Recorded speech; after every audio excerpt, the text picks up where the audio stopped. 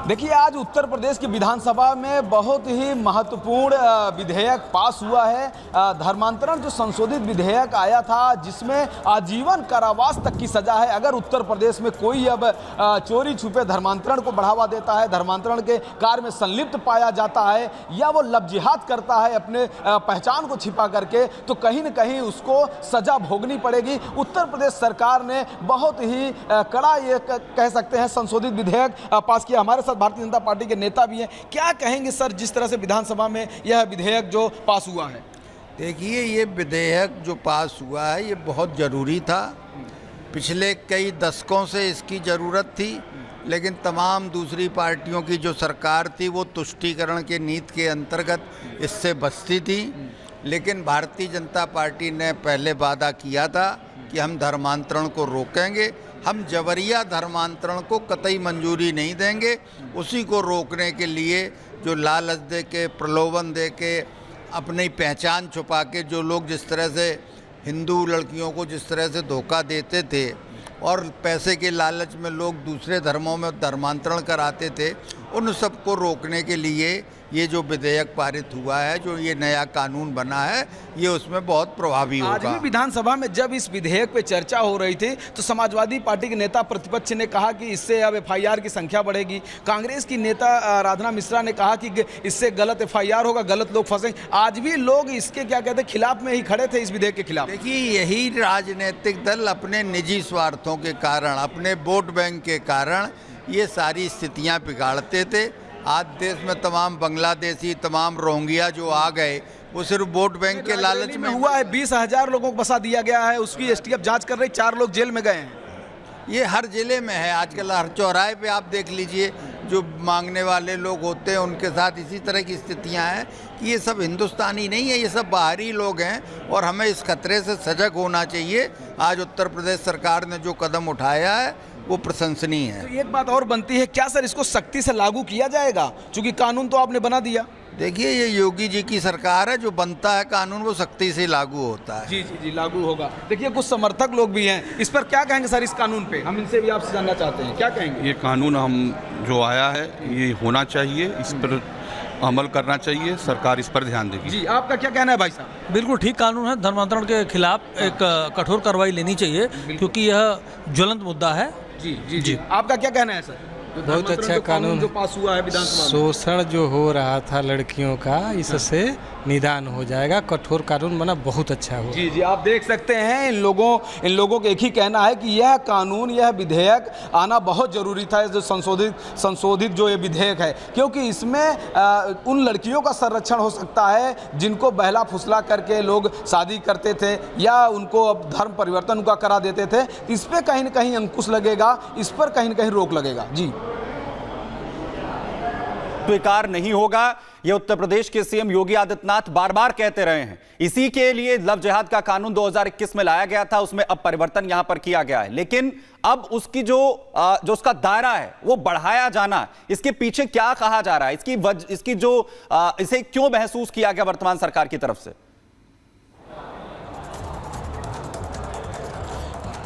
देखिए, इसमें यह था कि जो सज़ा था, पहले सज़ा का प्रावधान कम था, यानी कि जो जेल होने की जो मतलब आपको जो सज़ा मिलती थी उसकी मियाद भी कम थी, जुर्माना भी कम था। लेकिन इसमें मिनिमम जुर्माना 50 लाख रुपए किया गया है और साथ ही उम्र कैद की सज़ा, यानी कि उम्र कैद एक बड़ी सज़ा होती है जिसमें पूरा का पूरा जीवन जो है वो तबाह हो सकता है। जो इस पूरे गतिविधि में जिसका नाम आएगा, जो संलिप्त होगा, तो कहीं ना कहीं की आवश्यकता थी। क्योंकि अगर पुराने कानून का अगर डर होता तो मौलाना तौकीर रजा जैसे लोग खुलेआम यह न कहते कि हम जा रहे हैं धर्म परिवर्तन कराने, और वो भी तारीख बता करके। तो अगर इसका डर होता तो इस तरह की बातें ना आती। लेकिन जब यह कानून आया है, इससे जरूर डर होगा और लोग अपनी पहचान छुपा करके किसी को भी धोखा देने या धर्म परिवर्तन कराने में कहीं न कहीं ये पीछे जरूर हटेंगे, क्योंकि इसमें आजीवन कारावास तक का प्रावधान है। जी, लेकिन राघवेंद्र, अगर देखा जाए विपक्ष को गले उतरते हुए नहीं नजर आ रहा है ये कानून एक बार फिर से, और जो सत्ता पक्ष के लोग हैं वो कह रहे हैं कि इसकी बहुत ज्यादा जरूरत थी। क्योंकि लगातार ऐसे जो मामले हैं वो सामने आए। तौकीर रजा का आपने जिक्र भी यहां पर कर दिया, लेकिन सबसे बड़ी बात यह है कि जब सत्ता पक्ष ये कहता है कि जो निर्दोष लोग हैं उन्हें निशाना बनाया जाएगा, तो उन लड़कियों के लिए क्या विपक्ष की कोई संवेदना नहीं है जो लगातार इस तरीके की घटनाओं का जो निशाना है वो बनती है? बिल्कुल आप सही कह रहे हैं। अभी मैं जब इस धर्मांतरण संशोधित विधेयक पर जब चर्चा हो रही थी सदन में, विधानसभा में, तो मैं पूरी बात सुन रहा था वहाँ पर कि जो सरकार की तरफ से जो सुरेश कुमार खन्ना जो वित्त मंत्री हैं, संसदीय कार्य मंत्री, वो जब अपनी बात रख रहे थे, और जो नेता विरोधी दल माता प्रसाद पांडे या कांग्रेस की तरफ से आराधना मिश्रा, इन तीनों लोगों ने जब बहस किया तो साफ साफ दिख रहा था कि विपक्ष क्या कहना चाह रहा है, सरकार किस विषय पर प्रतिबद्ध है। वहीं नेता प्रतिपक्ष ने कहा इससे तो एफआईआर की संख्या बढ़ जाएगी। वहीं पर आराधना मिश्रा ने कहा कि निर्दोष लोग फंसेंगे तब उसका क्या होगा। तो कहीं ना कहीं इस विधेयक के खिलाफ में लोग अपने तर्क रख रहे थे, लेकिन सरकार का कहना था कि इस तरह के गलत चीज़ें हो रही हैं, इससे बहुत लोग पीड़ित हैं। लोग नाम छिपा के, पहचान छिपा के, धर्म छिपा के जिस तरह का ये लोग काम करते थे, कहीं ना कहीं ये कानून इस पर अंकुश लगाएगा और जो धर्मांतरण का काम, जो ये कारोबार जो फैला है, इसको भी रोका जाएगा सख्ती के साथ। जी बिल्कुल, सबसे बड़ी बात यही है। और बात यह भी है जो विपक्ष लगातार यहां पर कहता हुआ नजर आ रहा है कि निर्दोष लोग जो है वो निशाना यहां पर बनेंगे। लेकिन बड़ी बात यह कि दयाशंकर सिंह इस वक्त क्या कुछ कह रहे हैं, जरा उत्तर प्रदेश सरकार के इस फैसले के बाद सुनिए जरा। उत्तर प्रदेश सरकार के मंत्री हैं दयाशंकर सिंह। सर, विधानसभा में धर्मांतरण कानून पास हुआ है सर्वसम्मत से, क्या कहेंगे? जिस तरह से तौकीर रजा जैसे लोग खुलेआम धर्मांतरण के लिए तारीख बताते थे, क्या अब इन सब विषयों पर रोक लगेगी? देखिए, ये कानून पहले से ही था, लेकिन उसमें सज़ा को बढ़ाया गया है। इसमें आजीवन कारावास तक की जो है प्राविधान किया गया है कि कोई भी प्रलोभन दे करके, धमका करके इस तरह से किसी का धर्म परिवर्तन न करा सके। विधानसभा में नेता प्रतिपक्ष माता प्रसाद पांडे ने कहा कि इससे मुकदमों की संख्या बढ़ेगी। वहीं आराधना मिश्रा ने कहा कि इसका दुरुपयोग भी होगा। क्या कहेंगे सर? देखिए,